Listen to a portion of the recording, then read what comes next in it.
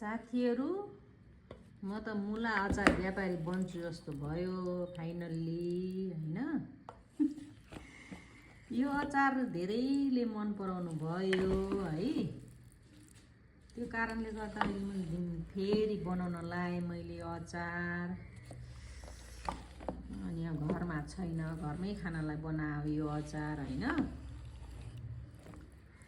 यो मेरो मुलाको अचार एकदम मिठो छ भन्ने फिडब्याक आयो हैन। साथीभाइलाई यसो खान दिएको हैन। फेरि चाहियो पनि भनिरहनु भएको छ। अब बनाउने फुर्सद पनि हुन्न हैन, टाइम त लागिहाल्छ। त्यो भावना अब मैले के विचार गरेँ भनेपछि यदि अब खाना चाहनुहुन्छ भने सम्पर्क राख्नु, तर मैले चाहिँ शनिबार मात्रै बनाउँछु हैन। त्यो बनाएर हजुरहरूलाई पठाइदिन्छु हैन। पैसामा के पर केजी 600 रुपियाँ किलो छ अरे मार्केटमा। मैले त कहिले अचार किनेर खाँदिनँ हैन। अरूले आफै बनाउने अनि त्यसपछि खान मन लाग्यो भने। पहिला त म खाँदै खान्थेन यस्तो अचारहरू हैन। अहिले फर्मेन्टेड फुडहरू खानुपर्छ भन्ने कुराहरू पनि साइन्सले भनेको हुनाले अहिले चाहिँ खान थाले हो। पहिला चाहिँ आमाले बनाउनुहुन्थ्यो अनि आमाले बनाएको एकदम मिठो हुन्थ्यो अचार।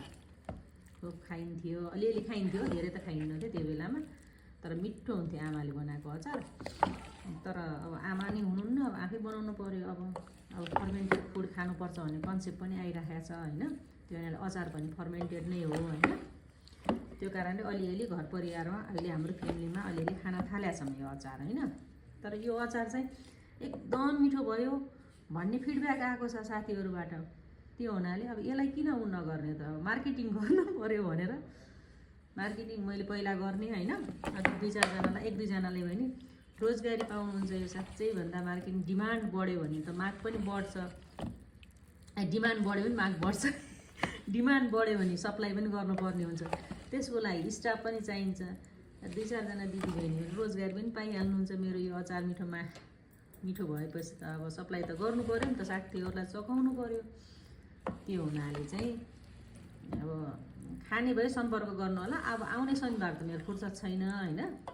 अर्को शनिबार चाहिँ मैले बनाइदिन सक्छु। 4-5 दिनमा रेडी हुन्छ फेरि है। खाने नै रेडी हुन्छ मेरो अचार, यस्तो हुन्छ। अब म यो मुलाको फेरि मेरो फरक हुन्छ फेरि है। जस्तो बनाउँछु भने पनि यसलाई 1 दिनमा खाने पनि हुन्छ। अब 5 दिन, महिनौ, वर्ष दिन खाने पनि हुनसक्छ हैन। त्यो हुनाले अब सम्पर्क राख्नु होला भनेर मैले यो बिहानै भिडियो बनाएको हो।